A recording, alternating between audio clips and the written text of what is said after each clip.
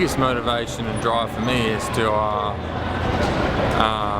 really, you know, it'll be my first, after leaving the world tour in Europe, and you know, everyone, I think in everyone's opinion and a lot of people's opinion from that side of things, I'm be disappointed to leave the world tour and give up a life there and racing within Europe to have to come back to Australia and what people think have to do the track. But in my opinion, you know, deep down I love the track, so, and always have. So, you know, for what Budget Forklifts have and Cycling Australia are going to offer me until Rio is what I've always dreamt of doing.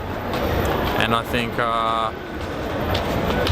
by doing the hour record for me is a massive stepping stone back into what I love doing, into track racing and track cycling. So, and to have the shoot world record, and to also claim the hour record if I can possibly do it, will be the, you know, for me is one of the ultimate things to be able to achieve.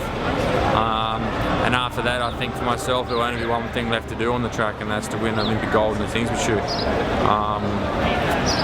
In saying that, it's, you know, if I can do the hour record and win Olympic gold, you know, I've done nearly everything, but it means I won't stop either.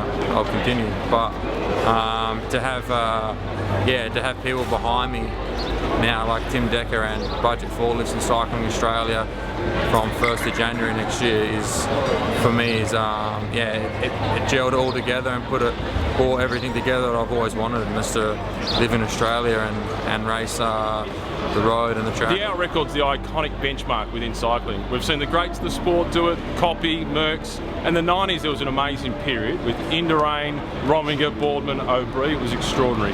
Went quiet for a while, it's now back in vogue. We've seen Jens Voigt get it started, and now Jack Bobridge has really started the track specialists coming out of the woodwork. Roland Dennis will be the next to go, and those two, although they speak nicely of each other, they have a really healthy rivalry. And then we've got Alex Dowsett, a Brit who's about to announce the fact that he'll do it, plus Bradley Wiggins as well. The benchmark is going to rise, and I can't wait to see Jack Bobridge in power across an hour, and it's seriously going to hurt. Yeah, so stoked to finally get to this day where we can release the details of Jack's hour record, and yeah, can't wait till January 1 to get him completely on board. Yeah, it's been a long process to get to this point with the bike, and obviously Jack's whole lifetime and career has been building to this moment, so yeah, really stoked. Okay, so Tim, how fast do you think Jack can go, or how fast can the hour record get to? Well, I know some numbers and what could be possible, but we're going to tackle this with a bit of a unlimited view, and you know, hopefully utilise the people of Australia to get down to the track and spur him on to go further than what we expect him to do. You know, that's the biggest challenge around the hour record for Jack. It's not about being super precise and saying, right, we've looked at his wattage, we've calculated the distance that he should do and just aim for that. We know that, but we want to surpass that, you know, so it's more about going, right, let's take an unlimited approach, let's look at it to a certain point, and then let's really dig our heels in and look to surpass the distance that we calculate that he can do. And to do that, you know, Jack will thrive on having lots of people there, lots of people banging on the fence, you know, really good support. And I think with you know, him doing it in Australia, we're giving the Australian public a chance to come down and see a huge piece of history in cycling, which is the hour record. You know, it's man and machine going as fast as they can for 1 hour, so great opportunity, and yeah, we're looking forward to that unlimited approach. Hey, I'm Jack Bobridge.